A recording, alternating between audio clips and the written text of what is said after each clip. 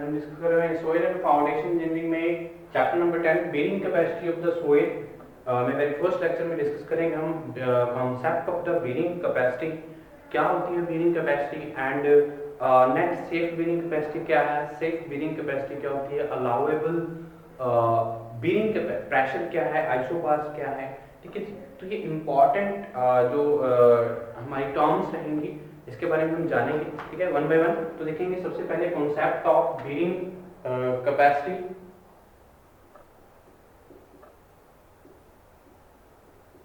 Concept of bearing capacity,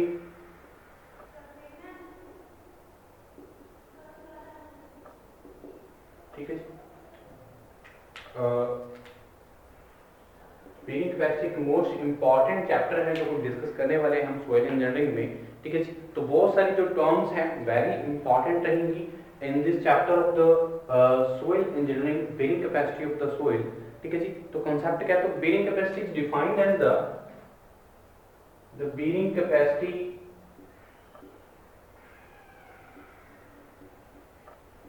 is defined as the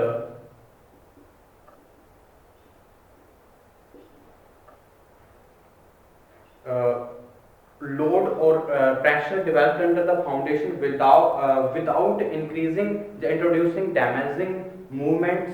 ठीक है जी, वो क्या है हमारी बेरिंग कैपेसिटी, जो एक कैपेसिटी है हमारे सोइल की बियर करने की हमारे स्ट्रक्चर को विदाउट एनी मूवमेंट। तो उस कैपेसिटी को हम क्या नाम देते हैं, उस टेंडेंसी को हम क्या नाम देंगे, बेरिंग कैपेसिटी। ठीक है, तो bearing capacity is defined as the load और pressure, load or pressure developed under the foundation, developed under the foundation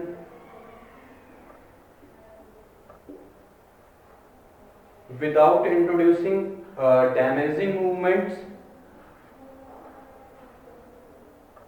without introducing damaging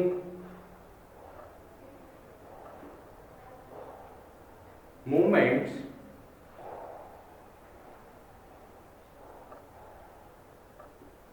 ठीक है जी, and in the superstructure supported on the foundation, and the superstructure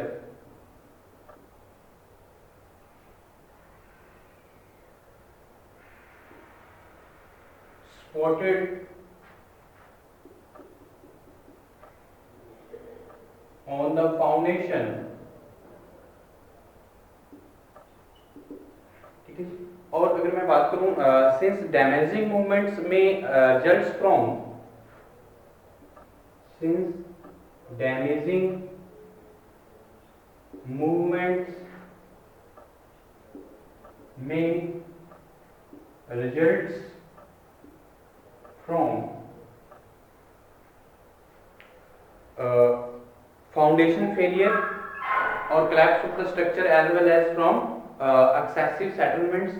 तो या तो structure failure होता है, या collapse होता है, या एक्सेसिव सेटलमेंट्स की वजह से क्या होती हैं, डैमेजिंग मूवमेंट्स आती हैं। तो ये डैमेजिंग मूवमेंट्स जब जो प्रोटेक्शन है विदाउट एनी डैमेजिंग मूवमेंट्स के हमारी जो अलाउएबल एक टेंडेंसी रहती है, जो कैपेसिटी रहती है सोइल की, ताकि हमारा जो स्ट्रक्चर है बिल्कुल सेफ रहे, तो उस टेंडेंसी को, उस सेफ्टी को, उस कैपेसिटी को हम क्या नाम देते हैं, बेरिंग कैपेसिटी। ठीक है जी, तो जो मूवमेंट्स आती है डैमेजिंग मूवमेंट्स में results from the collapse of the structure as well as जो हमारी डैमेजिंग आती है फाउंडेशन फेलियर की वजह से आती हैं, from foundation failure, foundation failure, that is collapse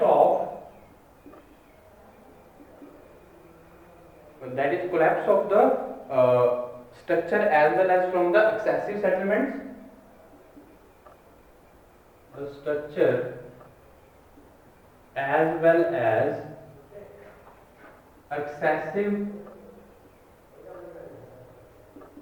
settlements ठीक है जी। तो एक्सेसिव सेटलमेंट्स और कोलैप्स ऑफ स्ट्रक्चर जो है इसकी वजह से क्या है, हमारा जो फाउंडेशन फेलियर आता है तो डैमेजिंग मूवमेंट्स आ सकती हैं। ठीक है, तो the pressure which the soil can safety withstand, the pressure which the soil can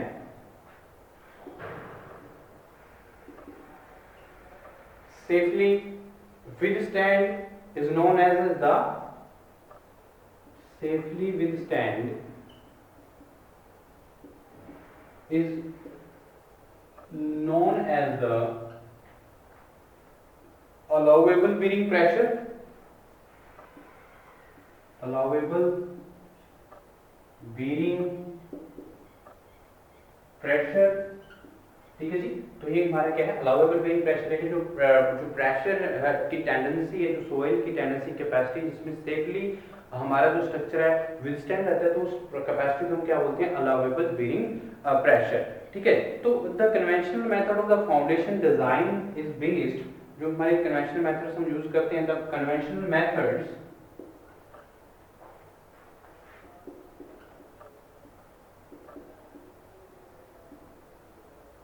the conventional method of foundation design, of foundation design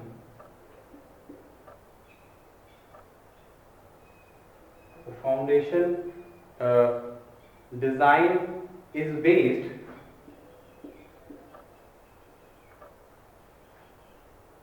on the concept of bearing capacity, on the concept of bearing capacity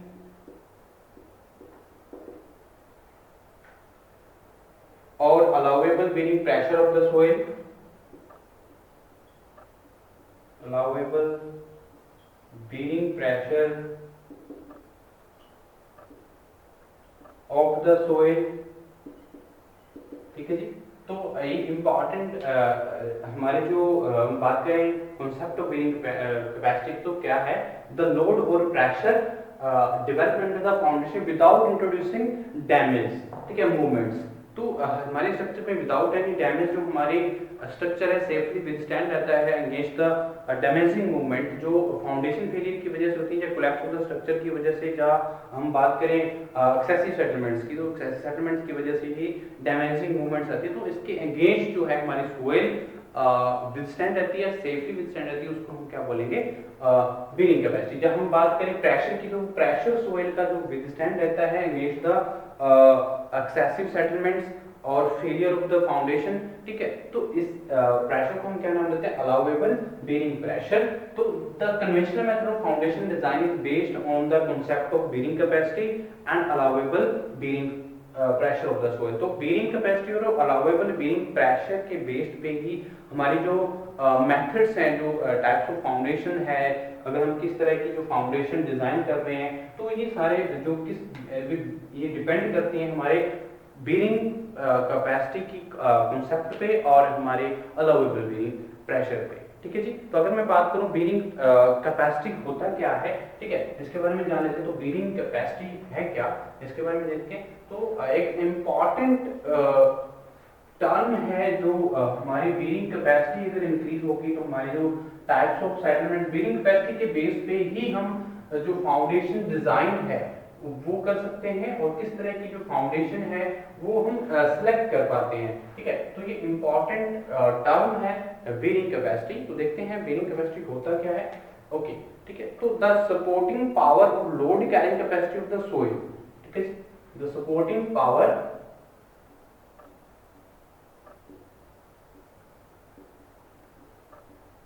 और load carrying capacity of the soil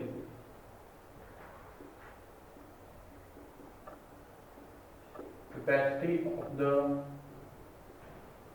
soil or rock is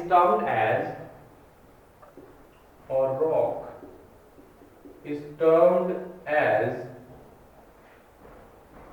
its bearing capacity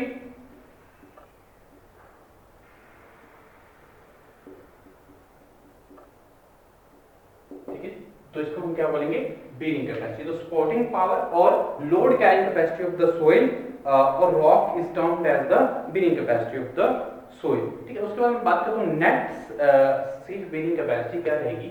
net safe bearing capacity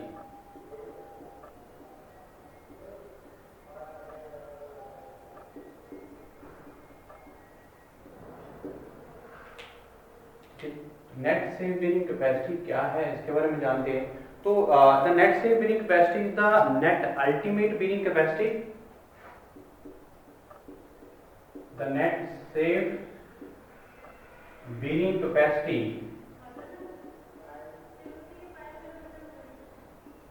the net safe bearing capacity is the net ultimate bearing capacity, is the net ultimate bearing capacity,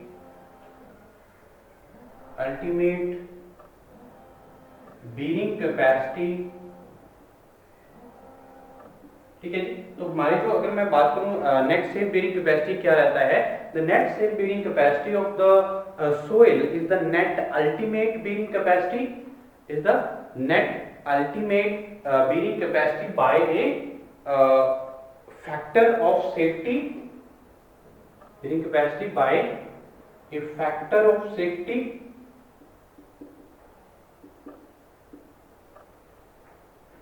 f, it is denoted by factor of safety से हम f से denote करते हैं और it is denoted by Q1 S. ठीक है जी. तो हमारे क्या नेट सेफ बेरिंग कैपेसिटी क्या रहेगा is equal to net ultimate bearing capacity. तो अल्टीमेट को हम कैसे डिनोट करेंगे क्यू एन यू से और सेफ फैक्टर ऑफ सेफ्टी को हम डिनोट करते हैं एफ से.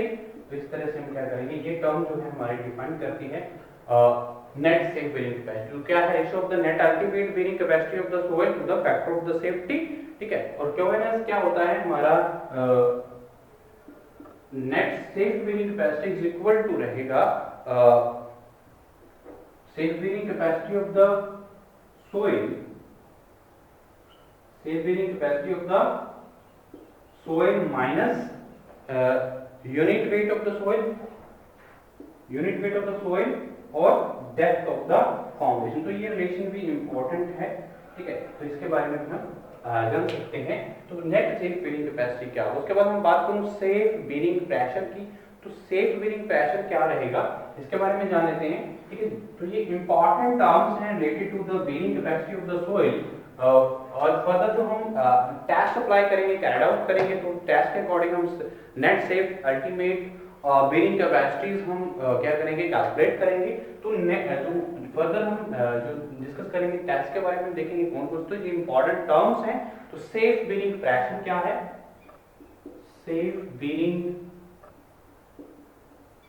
प्रेशर. ठीक है. तो सेफ बेरिंग प्रेशर क्या होता है इसके बारे में जान लेते हैं. अगर मैं बात करूं सेफ बेरिंग प्रेशर्स की तो the net pressure which the soil can carry safely without excessive settlements. ठीक है. तो without any settlements, excessive settlements, हमारा जो सोइल प्रेशर है कि वो जो टेंडेंसी है, जो कैपेसिटी है, जो प्रेशर है सोइल का वो विथस्टैंड रहता है against the deformations, the excessive settlements without any failure of the foundation structure. तो उस प्रेशर को, उस टेंडेंसी को, उसको क्या नाम देंगे हम सेफ बेरिंग प्रेशर. तो क्या है the net pressure which the soil, the net pressure which the soil can carry, which the soil can carry safely without excessive settlements, carry safely without excessive settlements. ठीक है जी. Without excessive settlements causing failure of the structure,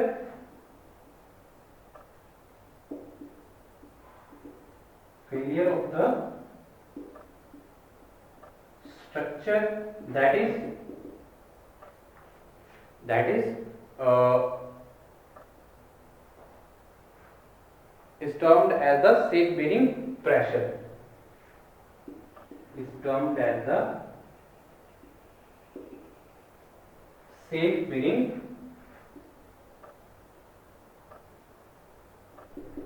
pressure. ठीक है, तो इसको हम क्या नाम देंगे, सेफ बीरिंग प्रेशर। तो ये इंपॉर्टेंट टर्म्स, अगर हम बात करूं अलाउेबल बीरिंग प्रेशर्स की, तो अलाउेबल बीरिंग प्रेशर्स क्या रहते हैं इसके बारे में जानते। तो सेफ बीरिंग प्रेशर क्या है, the net pressure which the soil can carry safely without any excessive settlements causing damaging of the structure. ठीक है, तो इस तरह की जो टेंडेंसी है, इस तरह की कैपेसिटी है, प्रेशर है जो सोइल का, जो विथस्टैंड रहता है against the settlements of the soil, ताकि जो डैमेजिंग मूवमेंट्स ना के अगेंस्ट, ठीक है, उस प्रेशर को हम क्या बोलते हैं, सेफ बीरिंग प्रेशर। उसके बाद मैं बात करता हूँ अलाउेबल बीरिंग प्रेशर्स की। तो अलाउेबल बीरिंग प्रेशर क्या रहेगा, अलाउेबल बीरिंग प्रेशर, तो अलाउेबल बीरिंग प्रेशर के बारे में जानते हैं। तो हमारे जो allowable bearing pressure is the net loading intensity used for the design of the foundation at which neither the soil fails in shear or there in excessive settlements। हमारे जो ना तो उसमें कोई स्ट्रक्चर में डैमेजिंग मूवमेंट्स आती है, ना ही कोई शेयर फेलियर्स आता है।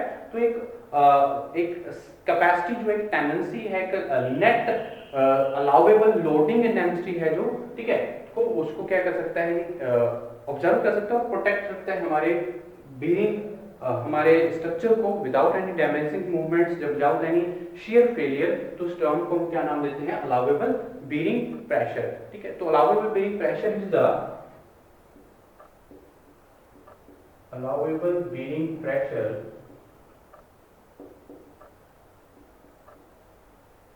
is the net loading intensity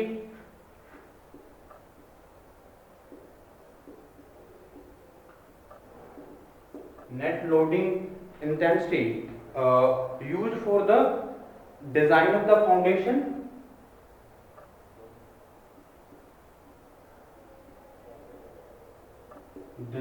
of the foundation। ठीक है, तो अलाउेबल बीरिंग प्रेशर क्या है, नेट लोडिंग इंटेंसिटी है जो यूज की जाती है for the design of the foundations at which neither the soil fails, at which neither the soil fails in shear or nor there in shear and nor there is excessive settlement,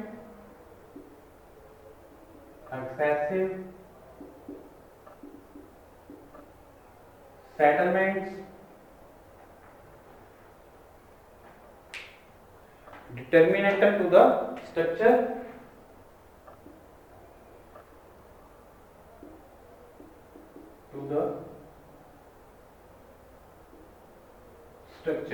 ठीक है जी। और अगर मैं बात करूं, it is also known as the net allowable bearing pressure, it is also known as the net allowable bearing pressure। ठीक है जी, तो नेट अलाउेबल बीरिंग प्रेशर इसको हम भी बोलते हैं, अलाउेबल बीरिंग प्रेशर को। तो ये इंपॉर्टेंट टर्म्स हैं related to the bearing capacity of the soil. तो उसके बाद मैं बात करता हूँ आइसोबार्स की। तो आइसोबार्स क्या रहते हैं, ये इंपॉर्टेंट टर्म्स हैं। ठीक है, देखते हैं isobar.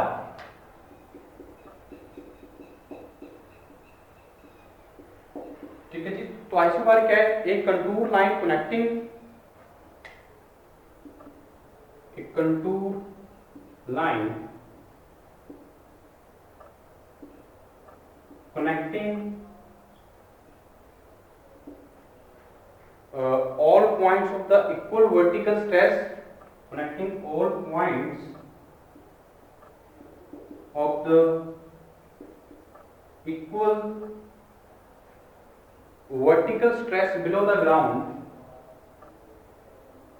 vertical stress below the ground level is termed as the iso level. Isobars below the ground level is termed as isobars. ठीक है जी, तो हमारे क्या कंटूर लाइंस जो कनेक्ट रहती हैं हमारे all points of the equal vertical stresses पे below the ground level down को हम क्या नाम देते हैं, आइसोबार्स. ठीक है, नेक्स्ट मैं बात करूं प्रेशर बल्ब्स की. तो प्रेशर बल्ब्स क्या रहते हैं इसके बारे में जान लेते हैं. तो मोस्ट इंपॉर्टेंट टर्म्स रहती हैं related to the bearing capacity of the soil. देखेंगे प्रेशर बल्ब क्या है. प्रेशर बल्ब्स क्या रहते हैं. ठीक है, तो हमारी जो the shape of an isobar representing the shape of an isobar representing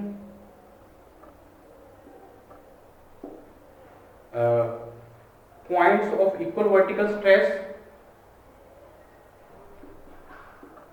points of equal vertical stress below the ground level, like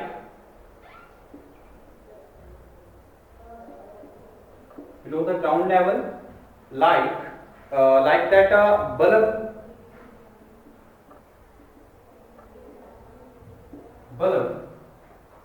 the bulb representing the zone of the loaded soil, representing the zone of loaded soil mass,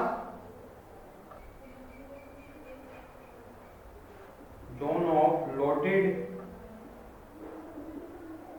soil mass is called pressure bulb.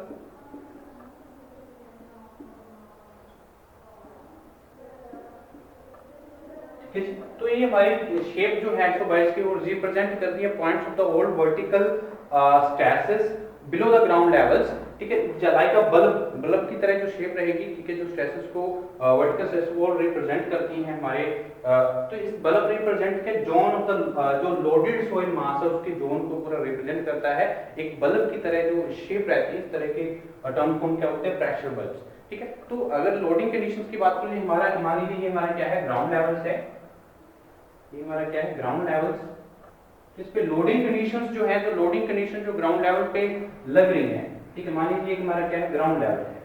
ठीक है, ये हमारी क्या है, loading conditions है. इस loading conditions पे जो लोड इंटेंसिटी लग रही है तो ये हमारा क्या है, सोइल है. ठीक है, तो सोइल पे हमारा प्रेशर जो है वर्टिकल, ऑल वर्टिकल जो पॉइंट्स है इक्वल वर्टिकल स्ट्रेसेस हैं बिलो द ग्राउंड लेवल वो डिफाइन कर रिप्रेजेंट करता है एक जो शेप है आइसोबार की बल्ब की तरह. तो इसको हम क्या बोलते हैं, प्रेशर बल्ब. ठीक है, तो कुछ तरह इस तरह से मैं इसको डिफाइन कर सकता हूँ. ये हमारा क्या है, कुछ इस तरह से डिफाइन करते हैं. ये शेप जो है बल्ब की तरह शेप जो है बनेगी. इस तरह टर्म्स को क्या बोलते हैं, प्रेशर बल्ब.